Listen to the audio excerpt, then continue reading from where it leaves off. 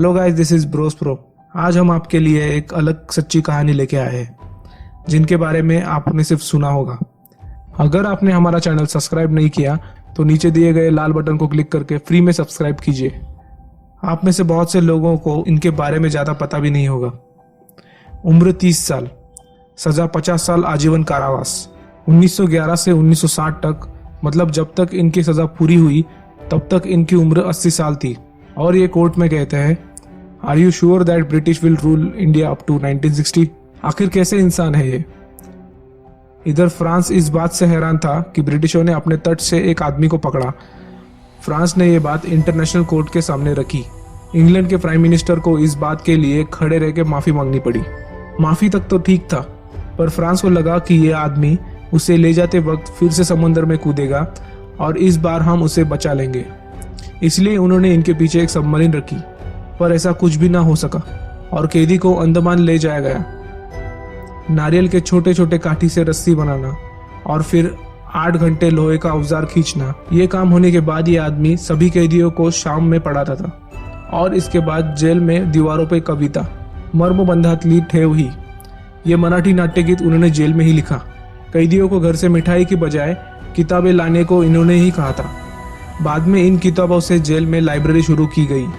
मुसलमान कैदी जेल में हिंदू कैदियों का धर्मांतर करते थे, पर अब से ये भी बंद हुआ। शायद यही कारण होगा कि अंडमान आज भारत में है, पाकिस्तान में नहीं। पर इन सभी चीजों से उधर के जेलर को बहुत गुस्सा आता था। कोई नियमों को तोड़ता ही नहीं था, इसलिए हम सजा दे तो दे किसको। जेलर ने एक आदमी को डामर लेके बुलाया। जेल में लिखी हर कविता को डामर से मिटाने को कहा। अब तो ये आदमी कविता मिटाने पर गुस्सा होके हम पे हाथ उठाएगा और मैं उसे बहुत मारूंगा, ऐसे जेलर को लगा। पर उल्टा इन कवि महाशय ने जेलर को थैंक यू कहा, क्योंकि दीवारों पे बहुत सी कविताएं थी और लिखने को जगह नहीं थी। सरकार को एक खत लिखा कि मैं इन राजकारण में नहीं पढ़ूंगा, कृपया मुझे अब इधर से बाहर निकालिए। ब्रिटिश सरकार ने भी इनकी बात मानी और इन्हें रत्नागिरी में लाया गया। रत्नागिरी में जाति भेद नष्ट किया, समाज सुधारक काम किए और नजर कैद से छूटने के बाद ब्रिटिश सरकार को धोखा दिया। ये सब जो हो रहा था तब इनके घर वाले क्या कर रहे थे? छुपे थे? दुख में थे? बिल्कुल नहीं। इंग्लैंड से रसोई घर के बर्तन के नाम पर निकले हुए बम अब महाराष्ट्र के नासिक में आ पहुंचे। उनकी पत्नी और भाभी अचानक प्रेग्नेंट हुई और डिलीवरी के लिए वह गुजरात गई। गुजरात में उन्होंने अपनी प्रेगनेंसी और 2 लोगों को दी और फिर से नासिक आए। ऐसा उस वक्त के पुलिस रिपोर्ट में लिखा गया है। जैसे देवकी के बेटे यशोदा मैया के पास गए। शायद आपको ये सुनते ही हंसी आ रही हो, पर यह सच में हुआ है। प्रेग्नेंट महिलाओं की तलाशी नहीं हो सकती, इस बात का खूब फायदा उठाया गया।